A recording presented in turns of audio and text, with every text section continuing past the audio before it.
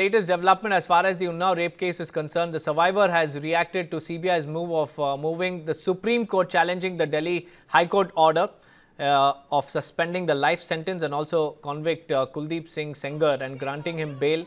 The survivor says that had the CBI acted earlier, justice would have come sooner and Sengar's bail would have been rejected. Recounting her ordeal, the survivor says her father was killed and family still lives in fear. Listening. न्याय की मेरी यही मांग है कि मुझे supreme court पे भरोसा है कि मुझे न्याय देगा और मैं अपने साथ में हर बहन बेटियों की आवाज़ उठा रही हूँ ताकि हर बहन बेटियों को हमारे से न्याय मिले।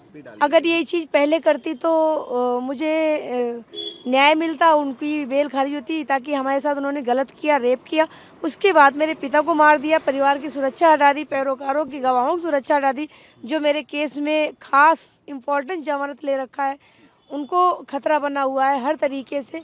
मेरे बच्चे हैं, मेरे हस्बैंड की जॉब छूट गई है, नौकरी से निकाल दिया गया, मेरे बच्चे असुरक्षित घर में पड़े हैं क्योंकि खतरा बढ़ाकर उनको दबाना होगा तो मेरे बच्चे उठा लेंगे।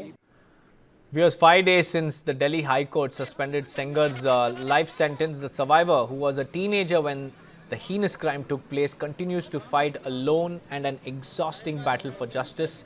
Earlier, she has alleged that the investigating officer colluded with the judge to ensure the other side won, and the High Court order also struck down charges under the POCSO Act, ruling that an MLA does not qualify as a public servant under the IPC. Sengar was convicted in 2019 and sentenced to life imprisonment with a fine of 25 lakh rupees, had appealed against his conviction and sought suspension of his sentence.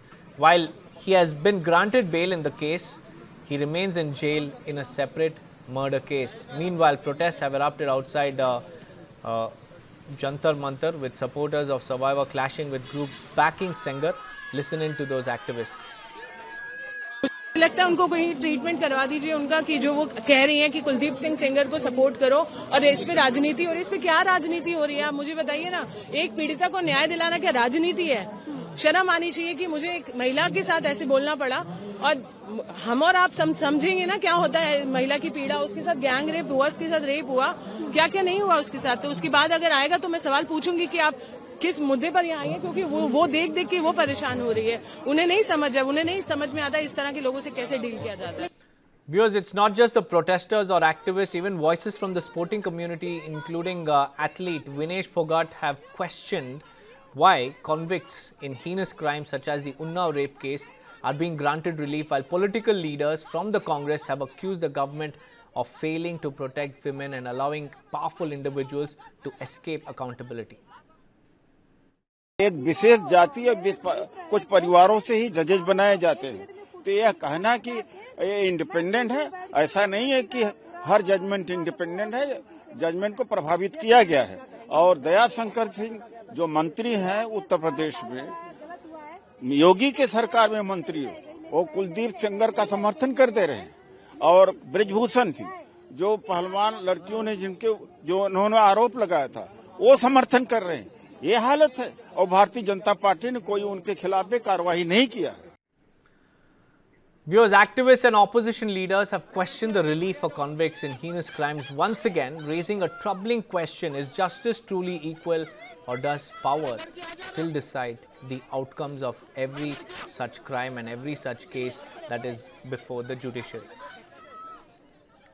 अधिकारी नहीं है, लोग तो एक आधा घंटा तो ऊपर बैठे थे कि अधिकारी इनका मिलेगा नहीं मिले। कोई कंप्लेन तो मेरी रिसीव कर ली ही। अब अधिकारी बोले मंडे को मिलेगा, देखो कब इनका अधिकारी मिलता है भाई। और सुप्रीम कोर्ट जाने को मेरे वकील साहब तैयार हैं, हम सुप्रीम कोर्ट पर भरोसा है। सीबीआई पहुंच गई है, पर सीबीआई अबे हमका जब सीबीआई मेरे सर के साथ खड़ी होगी सुप्रीम कोर्ट में तभी तो हमको भरोसा मिलेगा।